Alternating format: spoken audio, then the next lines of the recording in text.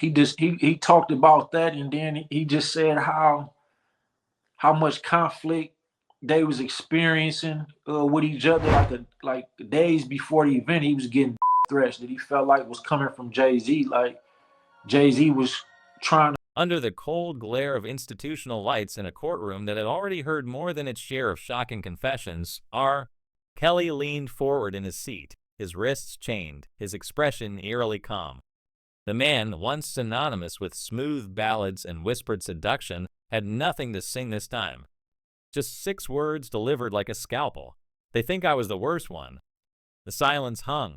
Then he said it slow, clear, deliberate. But I wasn't. He was worse than me. One name followed. It wasn't whispered. It wasn't avoided. It was spoken with venom. Sean Diddy Combs. Attorneys for disgraced Chicago musician R. Kelly filed a petition to the U.S. Supreme Court to review his conviction for federal crimes. We've seen many trials. We've watched tears fall from once untouchable icons, seen the curtain pulled back on legends. But this moment landed differently. This wasn't just one disgraced singer throwing darts from a prison bench. This was an apex predator calling out a kingpin, a figure convicted of exploiting power, now painting himself as a minor player in a much darker theater. The air in that courtroom turned acidic. Everyone knew this wasn't just courtroom theater. This was a message. Kelly's legal appeal had been crushed. The Supreme Court boomed, but so did his prison sentence. With nothing left to lose, he turned the spotlight and the heat on Diddy. And what he alleged wasn't chaos. It wasn't a series of bad nights or broken relationships. It was an institution. Kelly called it that himself, an institution. Something designed, engineered, systemic. If what Kelly described is even half true, we aren't just talking about a man who partied too hard or lost control. We're looking at someone who, according to testimony, perfected the blueprint of celebrity domination, not for stardom, but for control, for silence, and for access. You think I ran an operation, Kelly said. He ran an institution. One insider later told us Kelly was messy. Diddy was clean, clinical, and that made him dangerous. Let's be clear, Diddy's legal wuss didn't start with this moment. For years, the rumors have lingered. The coded language, the euphemisms, the hush-hush conversations at after-parties, the NDAs passed around like party favors. But Kelly's words sliced through the noise like a siren. Suddenly, Diddy wasn't just an accused man fighting civil suits and headlines.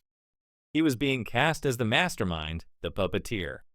A man who, if you believe the accusations, used his empire, his businesses, his brand, even his family's fame as camouflage for something predatory, calculated, and ruthless. Look at Diddy, for instance. Mm-hmm. Let's take a look at him. Mm-hmm. Let's take a look at. He has videos. He has videos of the parties. Now, what I've heard, which I don't know how much of it is in mainstream media, I don't really follow the story that much. But what I've heard from friends that are attorneys, friends of mine that have represented me before, agents and so on, is there's a bidding war. Or going on the deeper, we went the uglier it got. According to multiple testimonies and filings, these weren't wild parties spiraling out of control. They were choreographed, scripted. According to court records and several witnesses, Diddy allegedly orchestrated freak-off events with layers of secrecy that would make a spy agency blush. Invitation-only coded language. Security layers so tight that phones were locked in boxes and guests signed waivers without reading a word. Rooms within rooms. Surveillance blackouts. A former aide claimed Diddy once installed soundproof doors in a Manhattan penthouse suite because he hated interruptions. Not because of sound, because of control. And here's where the accusations become something far bigger than personal scandal. Kelly told the court that Diddy's genius wasn't in what he did, but in how he protected himself while doing it. The parties, the intimidation, the financial payoffs, allegedly they all pointed to a structure, something built to be impenetrable. And maybe that's where the real fear lies. Because if a man like Diddy could build something like this, how many people helped him? How many looked the other way? How many gained from the silence? Not be involved with a famous singer to not come out, here's the price. And that they're just selling to the individuals that are in those, this is what I heard.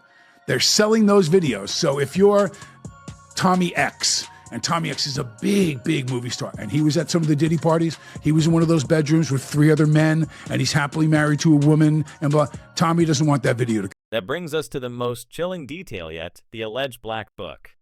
Not a prop, not a rumor passed in DM gossip threads, but a very real object according to at least 3 former insiders, 2 assistants, and a former road manager. They all describe a coded ledger kept in a private safe allegedly listing contacts, payouts, preferences, and moments. Some say it's digital, some say it's analog, stashed behind a false panel in a Miami studio. None of them claim to have seen it directly, but all of them say they were warned never to ask about. Same thing for Jeffrey Epstein.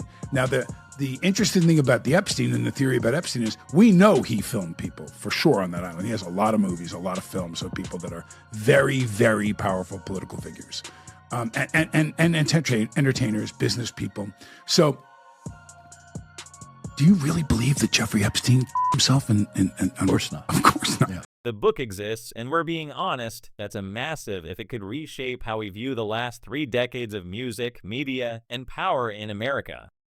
The theory floated by at least 2 ex-industry execs is that the book acted as both a shield and a sword.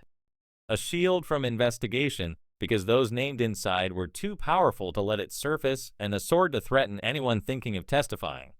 Think less notebook, more detonator. Did you ever spend time with the guy? Did you ever meet Diddy? I've met him before, yeah. How was he? Very nice guy, very smart, super business. You know, I mean, he's very successful. One former publicist claims they were shown a redacted excerpt during a panic meeting in 2015. It allegedly included names of 2 politicians, 3 major music executives, and 2 actresses, one of whom later settled a civil suit against Diddy without explanation. That publicist left the industry shortly after. The book, they said, wasn't about blackmail. It was about leverage, the kind you don't recover from. No direct proof has surfaced yet, but the allegations have turned whispers into firestorms, and they're spreading.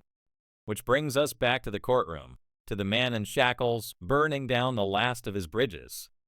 To the man he accused locked in pre-trial detention, facing charges that read more like a mafia blueprint than an artist's downfall.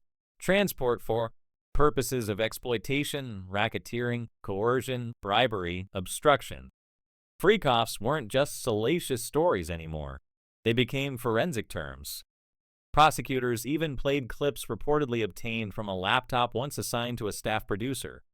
Some of the footage involved baby oil, closed-circuit lighting, and participants who, according to testimony, didn't know they were being recorded. Arguably the defense's biggest asset in this case was the complexity and arguably the awkwardness of applying federal racketeering charges to a person who now is convicted of using his business in order to satisfy his urges. It's not the traditional application of racketeering law. Normally that's been applied to mafia-type defense. And maybe that's the true horror underneath this saga.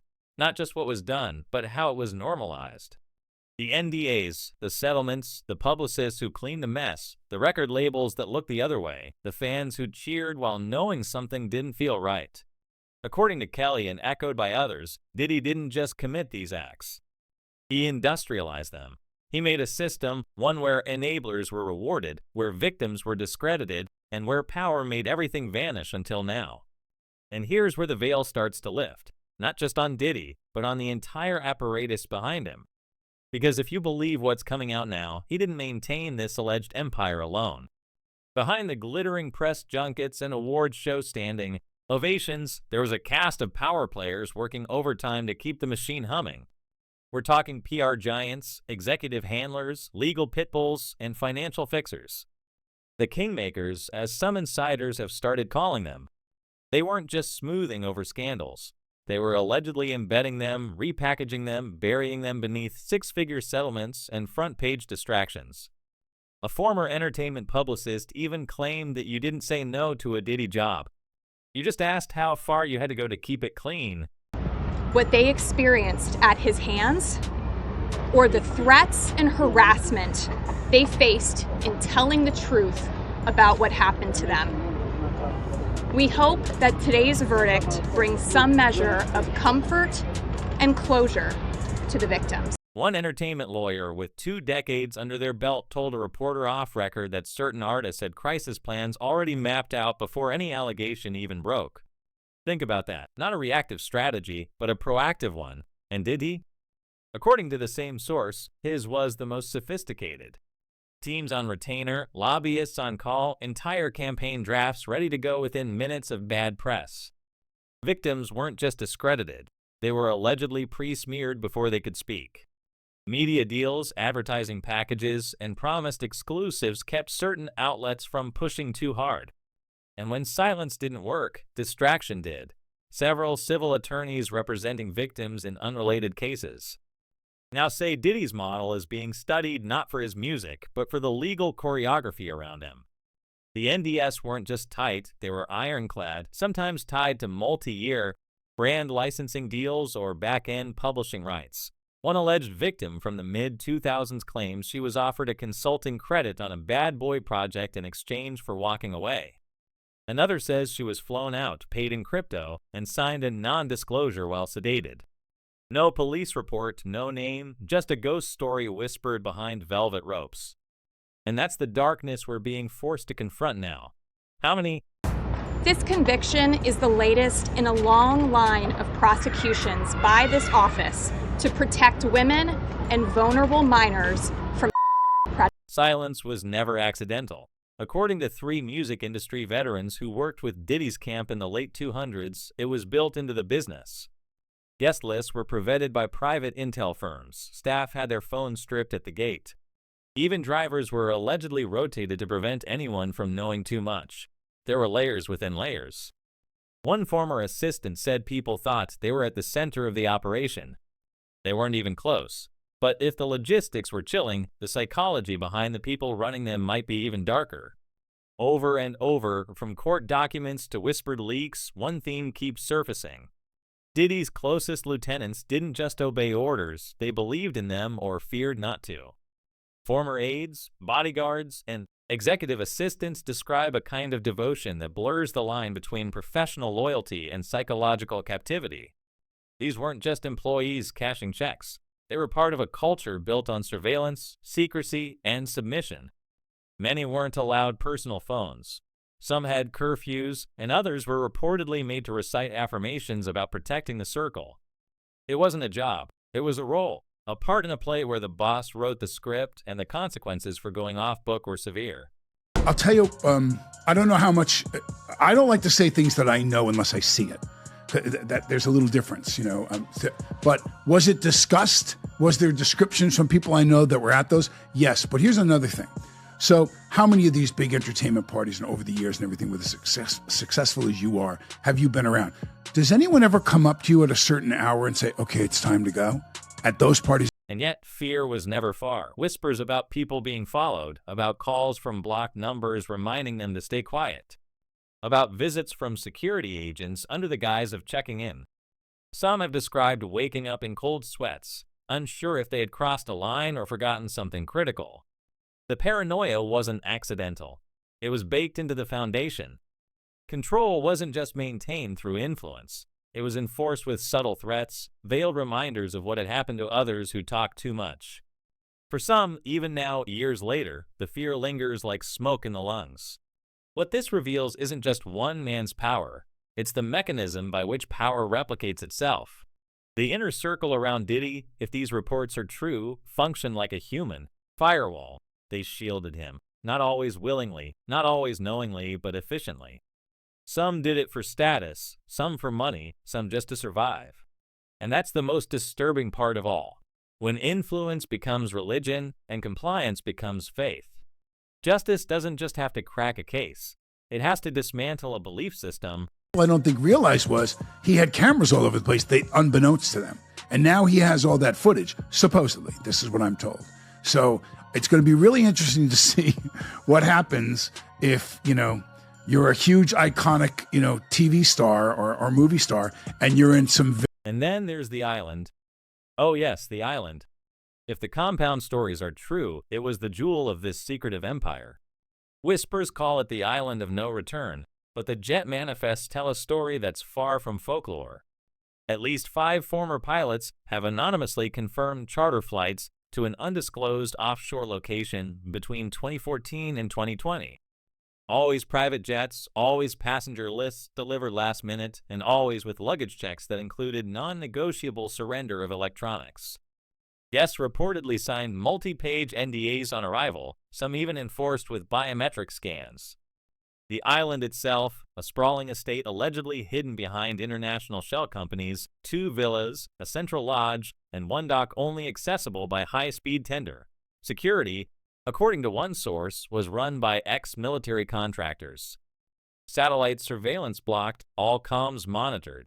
The events described by insiders as beyond comprehension. No photos, no videos, just stories. Some so disturbing we're not even going to speculate here. But what's critical is who was there. Names that show up again and again.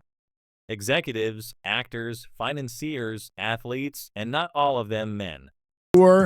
I don't buy for a minute that he's going to prison without getting out of here somewhere and stashing $2 billion or whatever. I think he has that kind of power, meaning Sean himself. But remember, it goes a lot deeper. One former sound tech who worked for a luxury events company says he was flown and wants to set up a multi-room audio system, then flown out the same night. No contact, no explanation. It wasn't just about control. He said it was about ritual. You knew something was happening, but you also knew not to ask. If any of this sounds outlandish, remember, we once thought it impossible that someone like Kelly could evade consequences for more than 2 decades. We thought powerful men couldn't possibly operate in plain sight with this level of coordination. And yet here we are with footage, with filings, with testimonies that match up across years, across states, across victims who've never met.